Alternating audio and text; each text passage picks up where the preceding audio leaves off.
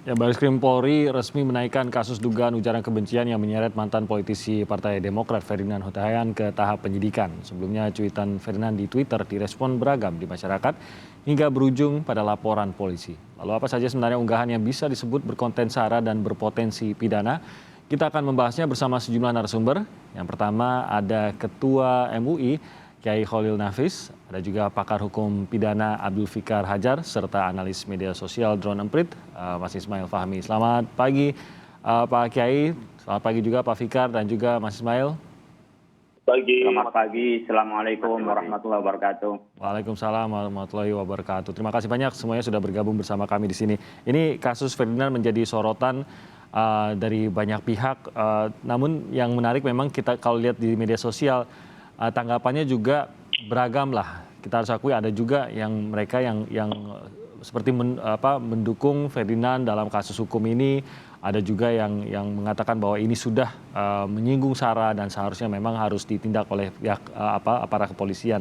Nah, saya ingin tahu dulu dari Pak Fikar, di mana sebuah konten postingan gitu di media sosial itu kalau memang sedikit banyak menyinggung SARA dan tidak lantas katakan, kalau ada beberapa kata-kata yang digunakan yang langsung bernada negatif yang dengan mudah kita anggap bahwa ini menyinggung SARA dengan nada yang negatif. Tapi kan membahas suku dan lain-lain itu bisa saja dialog terjadi di media sosial. Di mana itu kita bisa melihat bahwa ini memang maksudnya sudah masuk kepada menyinggung SARA atau sekadar membahas atau berdialog SARA gitu. Sampai ini berakhir menjadi kasus hukum. Pak Fikar. Ya, diskusi mengenai satu masalah, ya, terutama yang menyangkut SARA, sebenarnya boleh-boleh saja, tapi harus dilakukan pada komunitas terbatas. Tetapi ketika persoalan itu dipublikasikan keluar, ya, maka ya ini akibatnya yang terjadi adalah bahwa ada banyak orang ya yang merasa bahwa ini sudah melakukan penghinaan atau pencemaran terhadap agama atau terhadap siapapun. Nah, karena itu menurut saya penilaian apakah sebuah tindakan itu sudah bisa memenuhi satu unsur tindak pidana atau tidak, atau kejahatan atau bukan, ya, maka akan tergantung pada stakeholder yang lain gitu. Ada kelompok lain atau orang lain yang merasa terhina atau terganggu. Nah, kalau itu muncul di ruang publik, ya maka memang benar mekanismenya adalah melalui jalur hukum.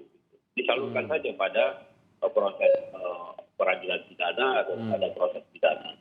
Tapi seringkali pada saat masuk ke jalur hukum itu Pak Fikar, itu seakan-akan masuk menunggu hukuman begitu. Padahal mungkin yang harus diluruskan adalah pada saat masuk ke jalur hukum, masuk ke dalam penyidikan, justru ini bagian klarifikasinya, mencari apa yang sebenarnya terjadi, apa maksud sebenarnya dan lain-lain, dan tidak selalu lantas berbuntut dengan hukuman. Kembali lagi kalau klarifikasinya bisa menjelaskan dan bisa diterima, berarti kan ini bukan sesuatu yang menunggu hukuman, dan kemungkinan ini tidak memuaskan semua pihak gitu Pak Fikar, karena banyak pihak yang mungkin merasa kalau sudah masuk ke kepolisian ya harus dihukum dong, tinggal menunggu hukuman.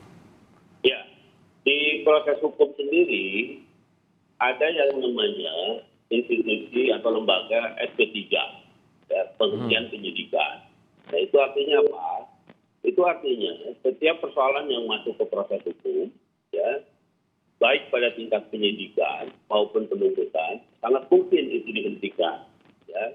Salah satunya adalah klarifikasi bahwa memang perbuatan itu bukan perbuatan pidana.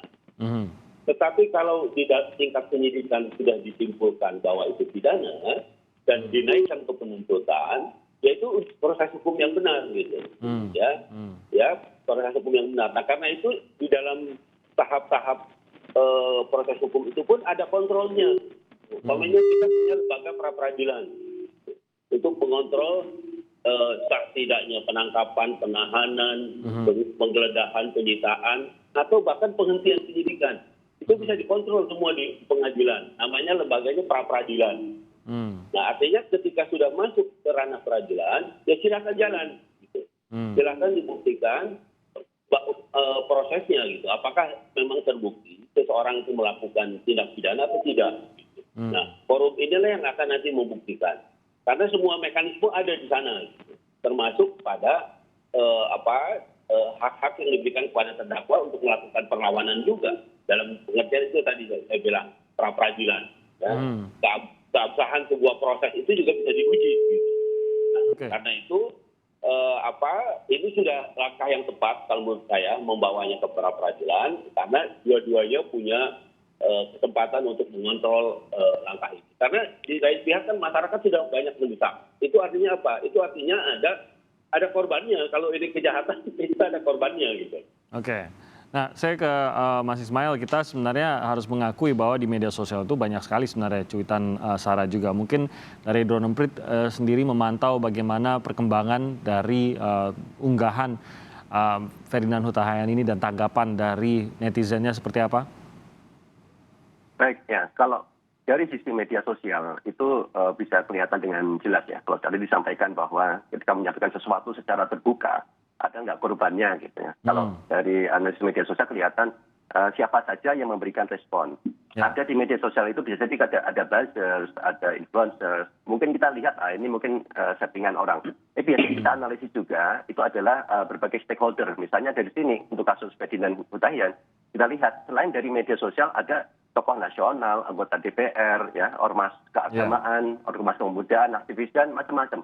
Bukan hanya dari yang mereka beragama Islam, dari beragama lain pun juga ada menyampaikan keberatannya. Artinya di sini memang ada respon ya, ada respon apa yang disampaikan itu menimbulkan potensi pro dan kontra.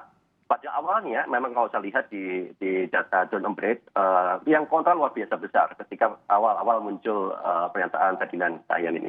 Kemudian setelah 2 hari muncul dukungan ya dari teman-temannya Ferdinand misalnya. Jadi di sana kalau dilihat ini misalnya nih kalau dibiarkan dari sisi media sosial akan terjadi pro kontra yang bisa jadi berkepanjangan. Ya, pro kontra yang berkepanjangan nggak akan selesai. Jadi tadi kalau disampaikan oleh Pak Richard tadi, ini akan bagus kalau saya lihat diselesaikan di pengadilan misalnya. Dan data-data yang ada di media sosial bisa jadi salah satu mungkin pendukung ya dari saksi-saksi itu.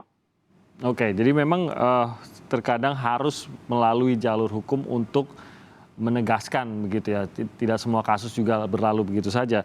Nah, saya ke Kiai Kholil. Pak Kiai juga Anda sempat berkomentar mengenai cuitan tersebut. Mungkin bisa juga kalau kita melihat proses ini kan sudah masuk ke dalam proses hukum gitu. Cuitan tersebut sudah masuk ke dalam proses hukum. Nah, bagaimana seharusnya tanggapan masyarakat yang proporsional, yang memang mengawal tapi juga menjadi sisi yang positif dari kasus ini. Kita juga mungkin memiliki beberapa alasan mengapa harus mengawal kasus ini agar jangan sampai ada yang berkomentar sara lagi ya, dan akhirnya menimbulkan keramaian seperti ini lagi. Bagaimana seharusnya kita menanggapi dan mengawal kasus ini, Pak Kiai? Ya, saya ucapkan terima kasih pertama kepada masyarakat yang melaporkan bahwa ada kesadaran hukum di dalam menyelesaikan masalah yang menurut kami adalah sangat sensitif karena masalah agama. Orang berani mati, bahkan berani mengorbankan diri adalah karena agama. Itu saya ucapkan terima kasih kepada masyarakat yang sudah menggunakan jalur hukum. Yang kedua, ucapan terima kasih saya juga kepada kepolisian yang dengan cepat, karena ini polarisasinya sudah sangat masif ya, mulai dari masyarakat bawah sampai masyarakat yang di atas, bahwa mau tidak mau secara perasaan ucapannya Ferdinand ini sudah melukai perasaan kami ya, umat, di mana agama dimasukkan di dalam ranah-ranah yang itu menurut kami menistakan. Gimana tidak menistakan umpamanya ketika mengatakan kasihan sekali Allahmu ternyata lemah harus dibela. Itu mau tidak mau ya itu adalah melecehkan.